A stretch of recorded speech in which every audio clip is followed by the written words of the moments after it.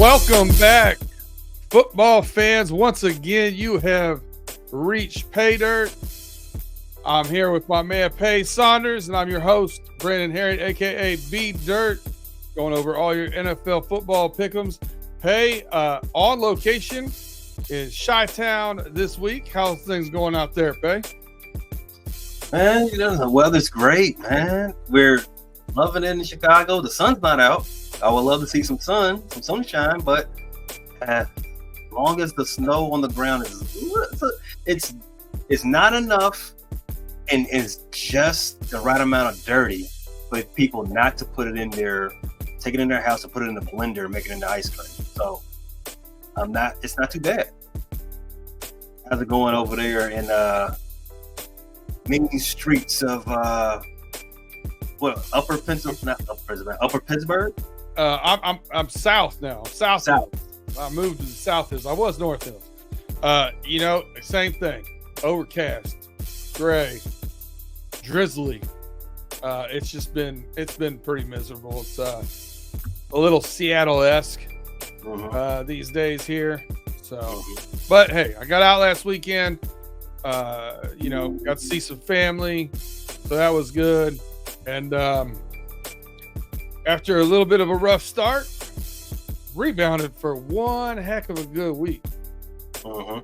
So ended up 6-2 off of the bets on the podcast for me last week. And 7-2 when I added the Packers when that line jumped to 10.5, which we talked about not expecting that line to jump. It was only 54% of the money was on the 49ers, but they wanted to even that boy out, so they pushed that up to 10.5, and I jumped on it. My best bet of the week then was that over in the Lions game. That was my heaviest bet. That was a pretty easy one. And then I'm wearing this sweatshirt. For those of you that can't see this, just listen to it on your podcast. Wearing a hoodie that says "Life's too short to bet the under." And that's kind of been my mantra the past couple of weeks, and I think that's going to stand true for this week as well. Mike Evans over 68.5 passing yards. He had 147. McCaffrey over 92.5 yards rushing. That last drive, 98. He goes to 98. And then Jameson Williams, 34.5 yards receiving, and he ends up with 35.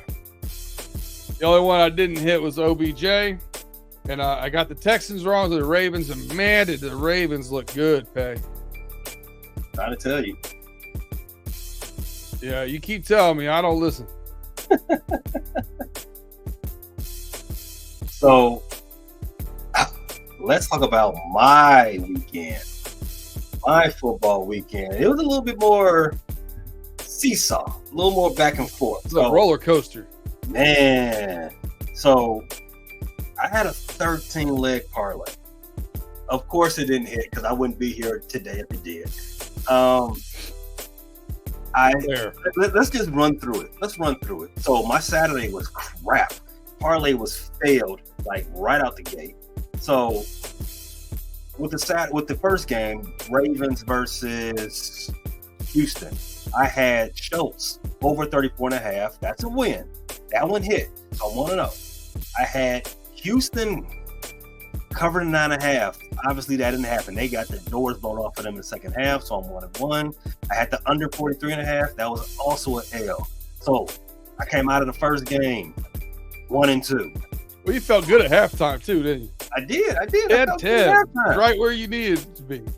I did. So going to the second game was the Packers in Green Bay. So I had, let's see, I remember us talking about that one, but I don't think I took anything out of that game other than San Francisco, not Packers and Green Bay. What am I talking about? Packers and 49ers. Yeah, right. 49ers and the Packers. So out of that game, we were both Ifsky on that game. Yeah. At 9.5 and 50.5 over under.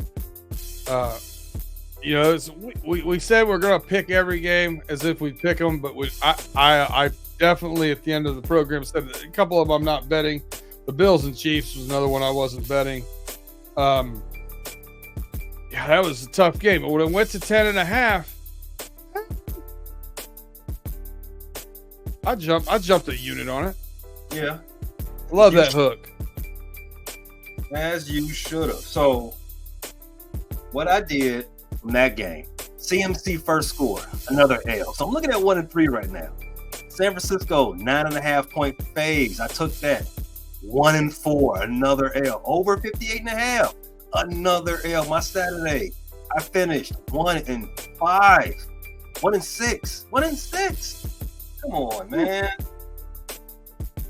So all in all, I told you I had bet like 5 units, right? Bet 5 units on the whole weekend, and I gotta tell you, my Sunday was a lot better. I made my money back and some. I got back in the black. Now let's go through that story. I had a parlay. The first game, Detroit and Tampa Bay. I had over 70 yards for Amon-Ra St. Brown. Hit. Detroit, 6.5. Hit. Over 49. Hit the parlay. The last game, the one we were both like, skittish about, right? Kansas City on the money line. Hit. I told you. Kansas City is in their heads. They are champions. They know how to win when it's time to win, right? And the over 62.5 for Isaiah Pacheco. Another hit. I was perfect on Sunday. Got back in the black. I'm happy about it. That 13-legger, it was pie in the sky. It's a lotto ticket. I didn't have much faith in it, but they all sounded good on audio, right? Most definitely. And I even had the bonus right for the folks at home. Sean Strickland lost to DDP in a decision, and a very tight one at that. So I felt lucky. Jameson Williams, I win by a half yard. DDP decision was a little bit controversial in the UFC. But hey, man, 7-2 for the weekend, 7-2 for the weekend. I don't care how you cut it. I was a little more like 5-5. If you put all the parlays and the individual picks together, no. If you put the individual picks and the parlays all together, I was over 500. And like I said, I ended up in the black, so I'm fine with that, right? It's the most important thing. Oh, it's the only thing. All right, so here we are, championship weekend. Starting off with this AFC, bittersweet here, AFC championship game. It means there's one day of football, and there's only one more left after that. It's a little sad, but hey, let's go into some really good games. We got Mr. AFC championship game, Patrick Mahomes, going into the Ravens' den. And the Ravens are favored by 4 points at home, over under 44.5. What's your take on this one? Who you leaning towards right now? You my homie, B. You my homie. You ain't gotta ask me that. All right, tell me why you're taking the Ravens in this game. The Ravens are winning the Super Bowl, dog. And I'm here to let everybody know early. So, the same thing I said last week about Kansas City and Buffalo. Kansas City's got that championship swagger. If you was going to get them, you needed to get them early, because once they get rolling, it's going to be tough to stop them. But guess the things that make you are the things that break you. Kansas City, they got that championship swagger. That means they played a lot of games. They're going to be tired, worn down, and it's already showing in their injury report. Isaiah Pacheco has missed every practice so far this week, as we're recording this on Thursday night. Not good. I believe their right guard, Tunney, if I'm saying his name right, he's also dealing with an injury. I think he's got a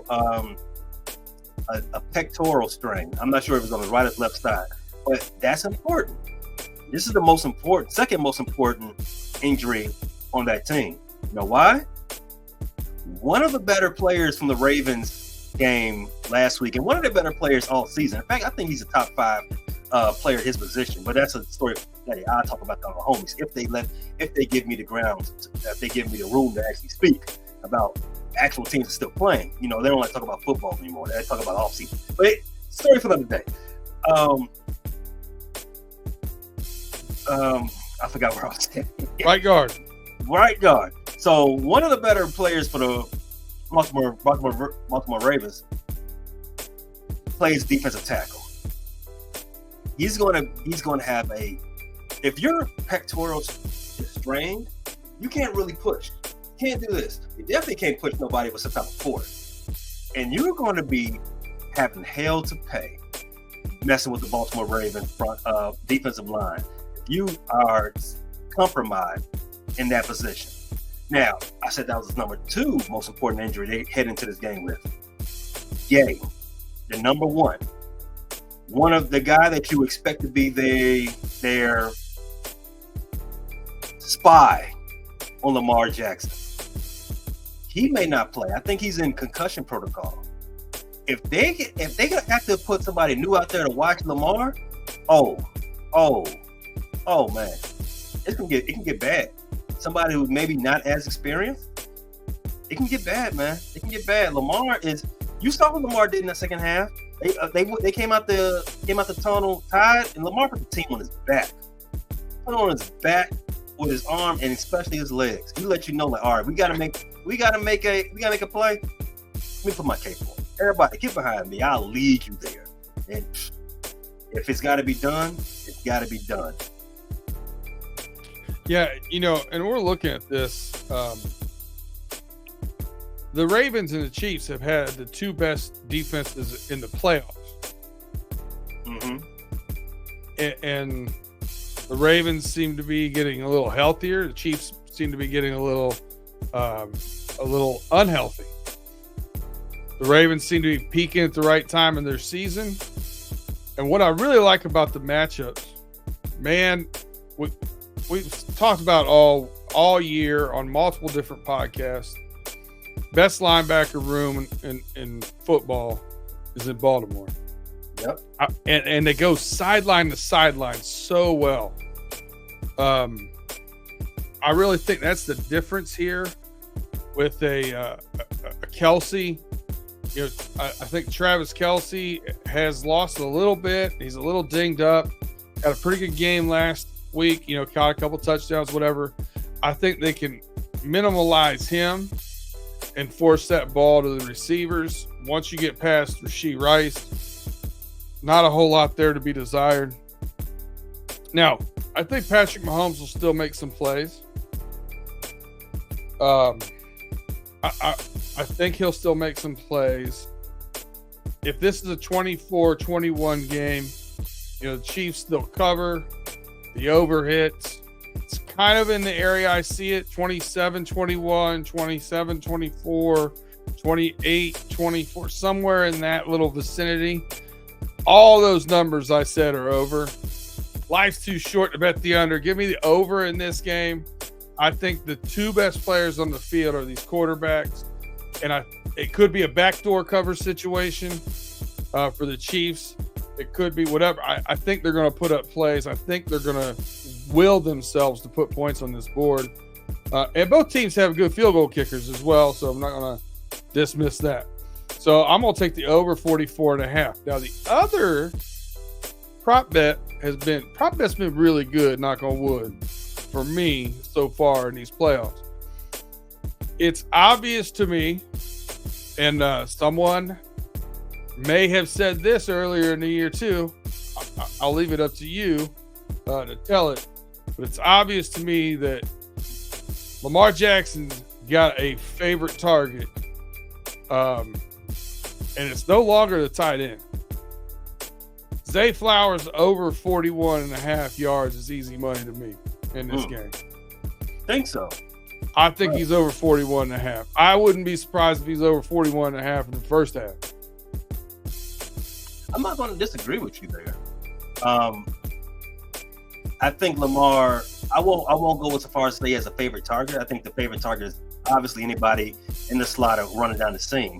I think that's obviously his favorite guy, whoever that may be. And I try to tell everybody, the Ravens have to, Ravens had unquestionably the best tight end room in the division. But what do I know?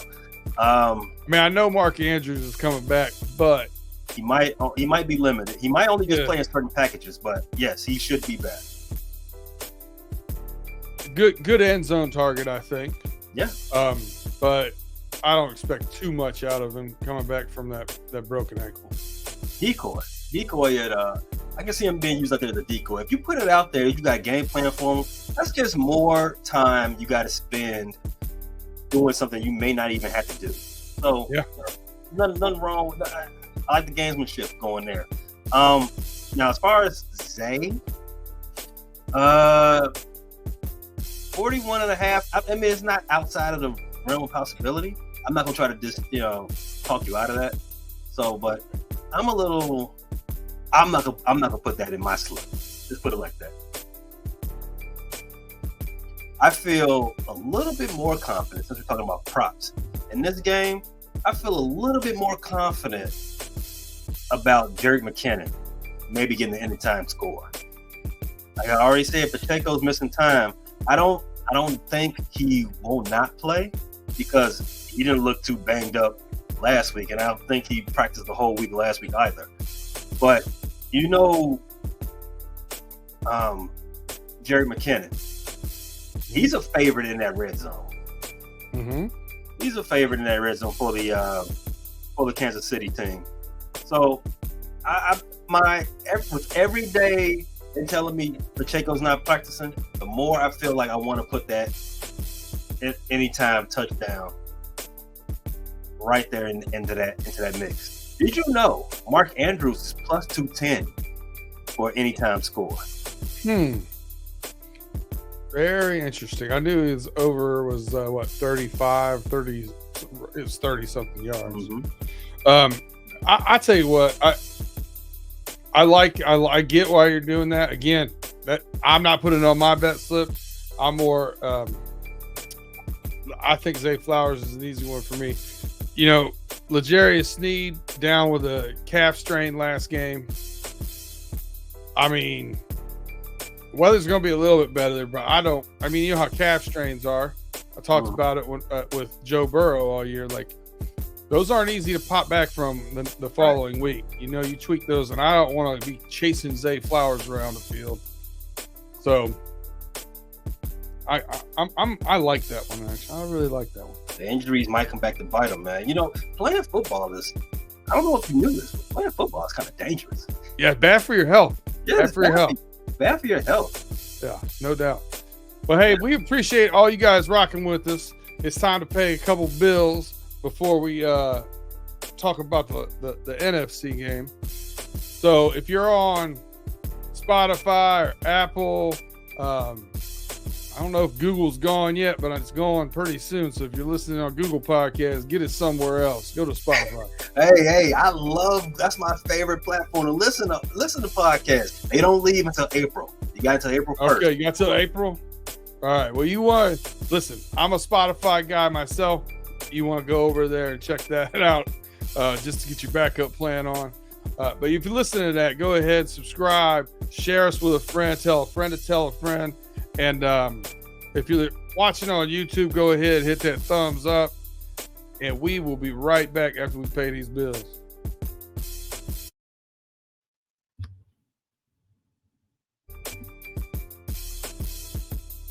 Welcome back, football fans. Once again, you've reached Pay Dirt. I'm your host, Brandon Harry, a.k.a. B Dirt, with your host, Pace Saunders. We have went over the AFC. I think both of us are a little bit, the AFC didn't have a whole lot to it. I didn't find a whole lot of meat on the bone. We did find some bets we liked. Interesting takes from both of us. So do your homework, figure out what you like and what you're comfortable with, and roll with it. But this NFC game, kind of dig this one. Now, before we go too far from the AFC, I do want to get this one in. You said you do like the over. That's another one I'm a little skittish about. I got this playing close to the line, close to that 44, 45 point line. Like you said, do your homework though. I had mine somewhere between 45 and 52 is where I'm guessing it. But I'm taking the over. The quarterbacks, I think, figure a way to get. Hey man, life's too short to bet the under. Hey, listen, you bet the under last week. I bet the over. Hey, it is what it is. Yeah, it is what it is. Sometimes I bet the under all year. Sometimes all year. I had no opportunity to wear or say anything like this all year, but now that we've gotten the Steelers out of the way, the Iowa Hawkeyes out of the way, we can actually talk about some overs now. Hey, sometimes that team that's pretty good in defense scores some points too. How about that? It does. It does happen. Lions are at the 49ers. The 49ers are 7-point home favorites. Over under 51.5. Debo 50-50 chance is what they're saying for Debo Samuels with the 49ers. But I don't expect this to be. 51.5 seems pretty fair for me. I think this is they're gonna definitely score some points. The Lions secondary has been known to give up a few. Brandon Ayuk 81.5. I'm staring at, but I haven't pulled a trigger on yet. Amon-Ra St. Brown at 85.5. Staring at, but I haven't pulled the trigger yet. So those are two that I'm on the fence on right now.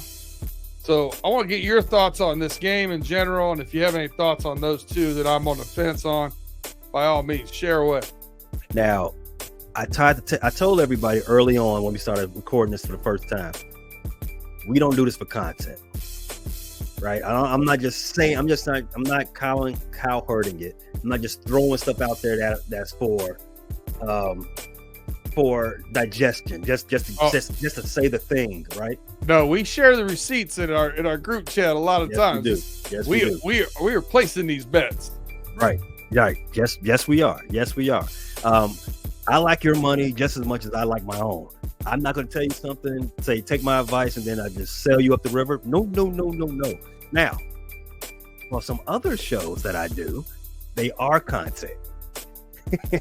Like the one I just recorded before we started doing this show, my NFC North homie show. I picked the Lions there. And why did I pick the Lions? Playing to the crowd. I want the Lions to win. Do I believe they're going to win? Do I believe them enough that do I put some money on it? I do not. Now, if Debo don't play, that is a huge development. B, one question.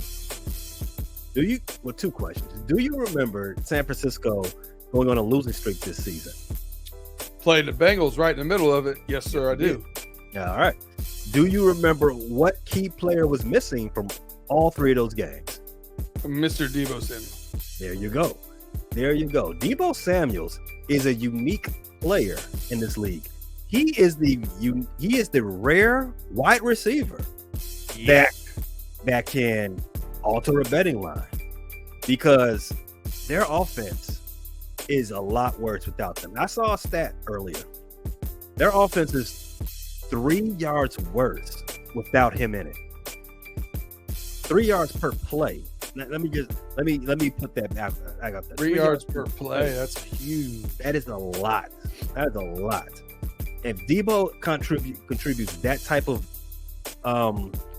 offensive share to that offense, and he's not there, I have extreme reservations about the timing of this offense, which is based on timing.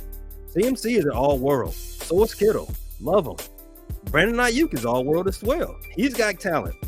But without Debo, I'm not too confident. Now, and that brings me back to the whole thing. San Francisco 7-point favorites. Now, this part I did say on NFC North homies. Check it out wherever you get your podcast. That 7-point line is disrespectful. Detroit is going to play this game a lot closer to that. They're going to scratch and claw, pun intended, to keep that game close. I got it around that 50. What was it? What's the line? 52? 51.5. 51.5. I got it going around there. In fact, I wouldn't be upset if it goes over. In fact, I can see it going over, but I got it like a 4-point game. Either way, with either team, it's going to stay in that 4-point margin. 28-24. Boom. That sounds fair. That sounds really fair. 28-24. In fact, I would think something like 31-25, something like that. Sounds incredibly realistic. And could that be Detroit on the end, winning in? I mean, wouldn't shock me. You know why it could, in my mind? Fourth down. Fourth down. Dan Campbell is not afraid of it. So if they can convert a couple of those fourth, because they're going to do some fourth down tries. 4th and 3, 4th and 5, they're not scared of those. If he converts a couple of those, could change the momentum of the game. That's correct. Dan Gamble. Gamble. Man Gamble. Right. I love it. I love it out of him. It makes the game so much fun. It puts the intensity on every play. So here's what I'm looking at from this game. I like the props more than I like the lines. That's very rare. Usually I love to jump into the lines, see what's happening, because that's where the good money's at.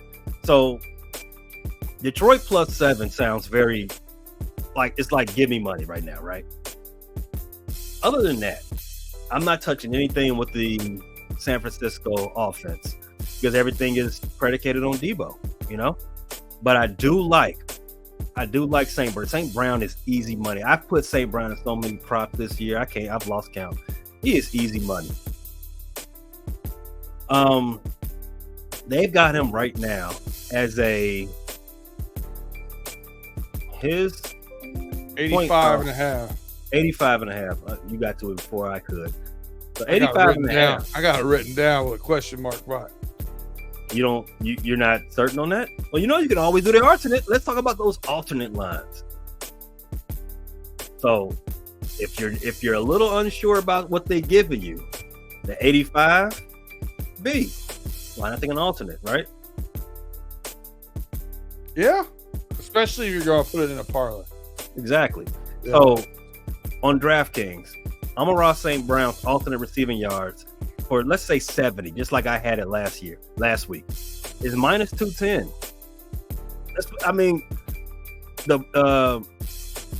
The odds on that pretty much tells you okay, they think that's possible. All right, if you want to put it in a parlay, if you're a little skittish, I would take the 70. Take the 70. I think 70 is easy money, right? Am I saying something crazy there, B. Dirk? No, not at all. Not at all.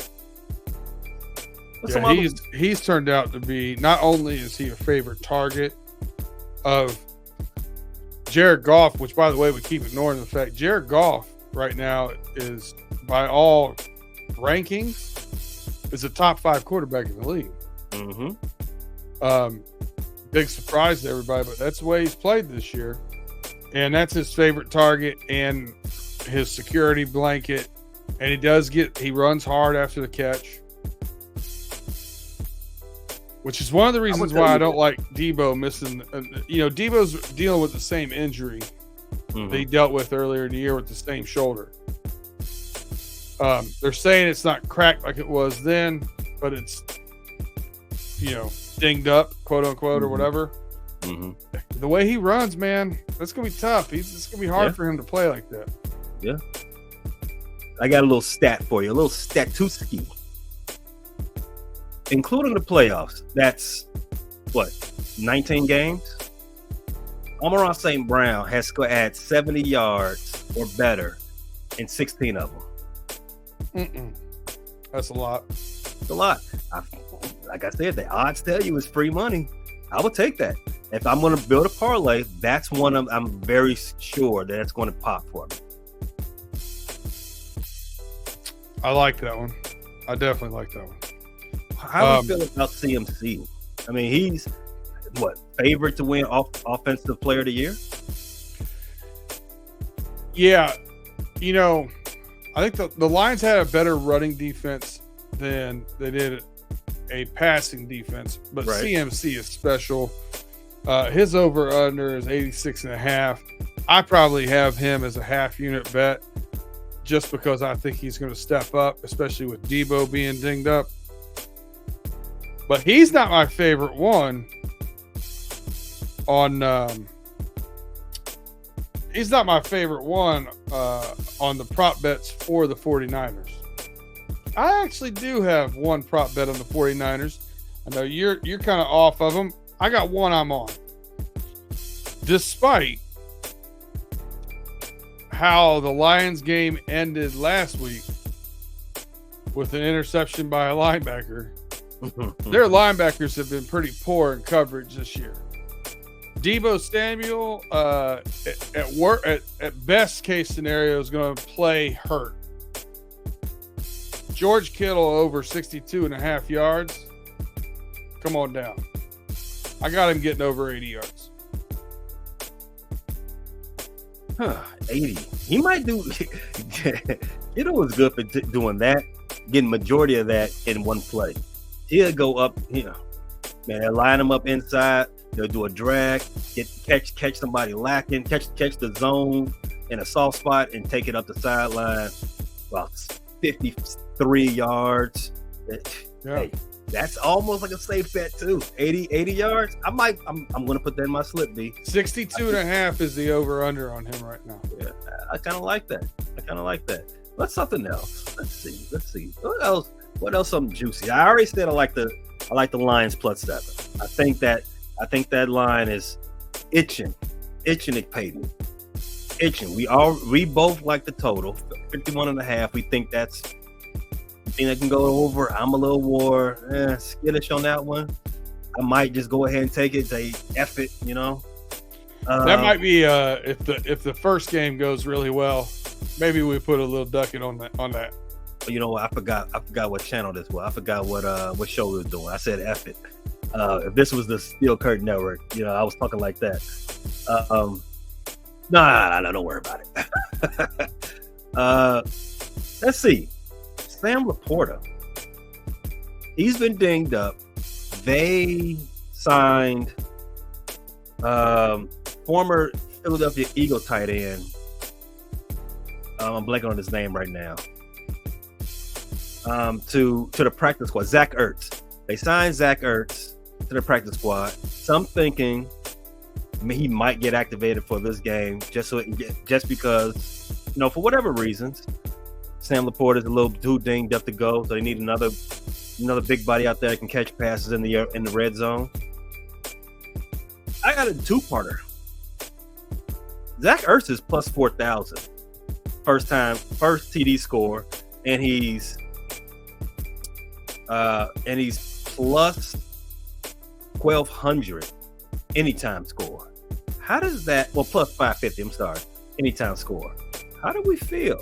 I mean, just risking it right there on Zach Ertz. Mm-hmm. Very interesting. He'll have a handful of plays. Yeah. If anybody is activated and brought into the game this quick, this soon to gameplay, this late in the game install, where their name is. For those who are not, certain about football, the first package of plays you get into, red zone. If there's going to put any package he's going to be put in, red zone. You ain't got to know too much. You just, run this way. Look at the quarterback. I kind of like that 550 anytime score. I might do that straight up. I'm not gonna put that in the lay. I'm gonna do that straight up. See what happens. Take a flyer. Yeah. High risk, high reward. Definitely. I do have one more. All right. So, San Francisco's got good speed at linebacker. Mm-hmm. They got good speed at edge rushers. Mm-hmm. When you look at the tandem of running backs for the Detroit Lions, Jahmyr Gibbs has got that explosive play, get outside, does go through the box, but tends to make that cut to the outside. Where David Montgomery, as you know, more of a hammer, runs between the tackles, can slip, can be a little slippery, but would rather use his power game. So I see Jahmyr Gibbs, if he's going to make a splash in this game, I think it's going to be more from the passing aspect. Unless he catches one of those really good edge rushers from San Francisco just crashing down, and he can get outside of them. But I think that's less likely. What I've seen recently, both games in the playoffs, the 49ers have given up over 100 yards rushing. And where I've seen success is I don't think we're getting the same Javon Hargrave that we saw in Pittsburgh or Philadelphia last year. I think he's lost a little bit as far as getting off the block as much as he did. Now, he's still a good player, but I don't think he is what he was. And because of that, I think David Montgomery over 43.5 yards rushing. I think that's going to be the tone center. That's going to be, San Francisco's a very physical team, wants to punch you in the mouth and wants to bully you. And I think Detroit is kind of cut out of a similar cloth, and I think that's their way of doing it, is that the hammer in this game for them will be David Montgomery. I think he gets around 60, 65 yards. Wouldn't be surprised if he got 75. You know what I mean? So because of that, I'm taking that over on David Montgomery, 43.5. I forget what show I was on. You do so many shows, right? I forget what show I was talking about. And I was trying to point out that as great as San Francisco is, they are vulnerable in one key area. And you just highlighted it. They have been susceptible to getting gashed in between the tackles. They've got a great D line. They've got a great front seven. Fred Warner is probably the best linebacker in the game outside of Roquan Smith.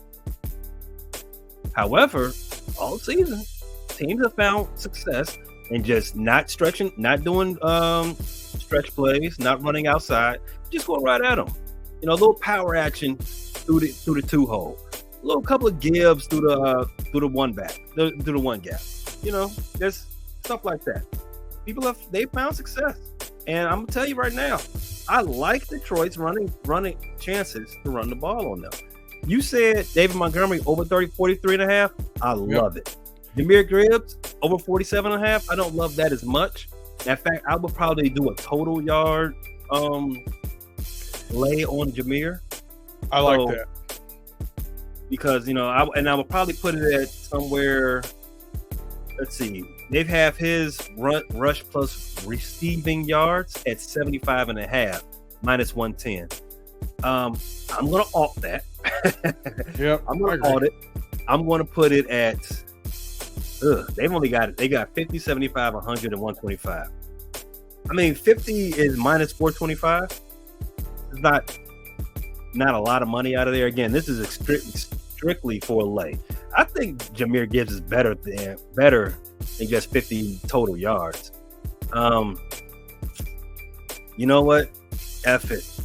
I'm gonna not do alternative. I'm gonna stick to the 75.5. I'm gonna stay there, here's something a little interesting. The straight up rush plus receiving yard for Jahmyr Gibbs is over 75.5 for minus 110. The alternate rush receiving yards for Jahmyr Gibbs, 75 plus, still is the same 110.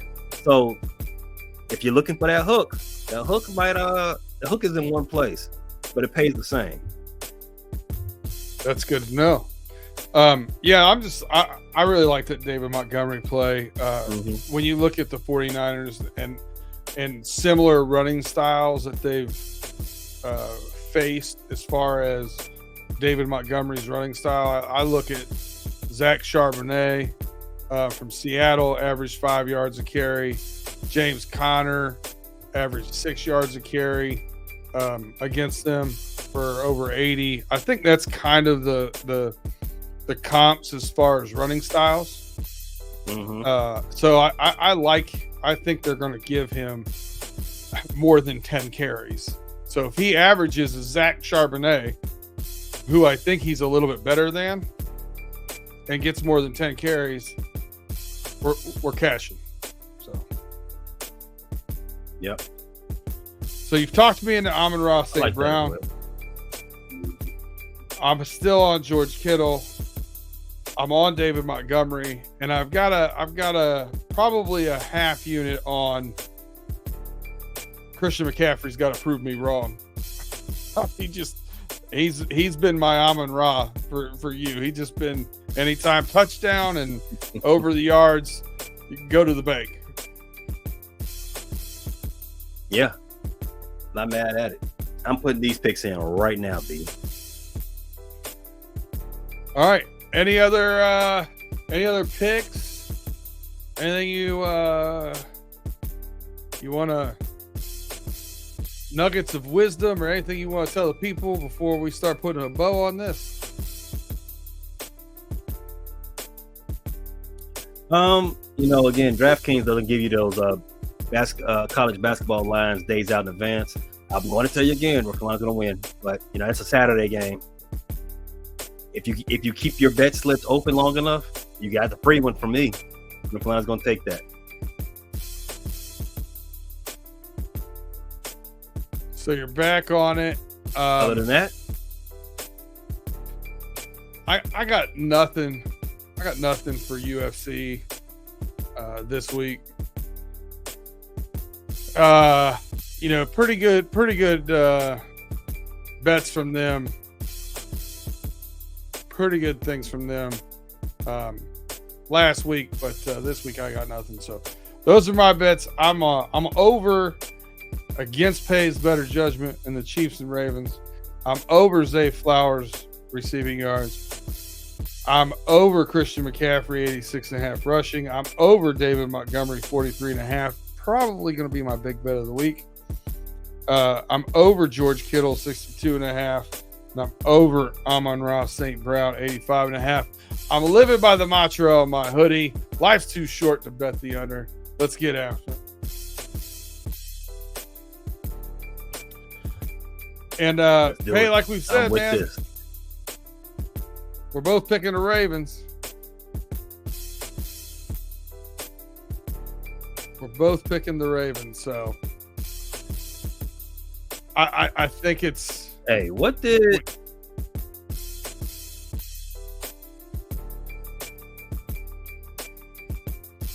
My favorite TV show, The Wire, set in Baltimore. Oof. One of the most indelible TV characters of the 21st century. Omar Little. One of his famous lines, Omar don't scare. And that's the Ravens. Never 100%. 100%. You heard it. And I said it 2 years ago after the Bengals lost to the Rams. I said that the AFC was going to win the next 3 Super Bowls. And good friends of ours, who we do some shows with, laughed and blah, blah, blah. The Eagles are the best team. Dallas Cowboys are good. 49ers, whatever. It was real simple to me. And I'm not going to go through the list of top 8 versus top 8 quarterbacks, but I want you to take a look at this picture. I think the quarterback's, bar none, the most important person on the field. You putting your money on the 2 guys on the left or the 2 guys on the right? That's Brock Purdy and Jared Goff on the left. Or are you going to trust Patrick Mahomes and Lamar Jackson on your right? Yep. Who's going to take the trophy home? I love the story of Jared Goff. I love everything about it. I know there's some people that pointed at Lamar Jackson and said that, he hasn't had that kind of postseason success. He's ran into a buzzsaw before, and he's been banged up or injured. This is his first time I think he's been real healthy in the past 3 years for the playoffs. So I'm taking that AFC, man. I think the AFC brings it home. And I really think the Ravens are going to win that game. So that's where my money's at too, man. So, without further ado, you've got our picks for the weekend. Study them, see what you like. Pay attention to that weather on those over. Pay attention to that weather on those over-unders. We got 2 outdoor games and 2 places it likes to rain. Could get slick, and that might help the running, the running overs as well. But other than that, we got 1 more week of football left. Well, we're not sure about the schedule coming up for next week. We may get on here and talk about some how the last week went and some of our, kind of strategies when we're betting games and things of that nature. Something short and sweet for you, and then we'll get into that Super Bowl action the following week. So yes. For Pace Saunders, I am Brandon Harriet, aka B Dirt. We thank you for checking us out, rocking with us, giving us those likes, subscriptions, and everything else. Check us next week as we hit pay dirt.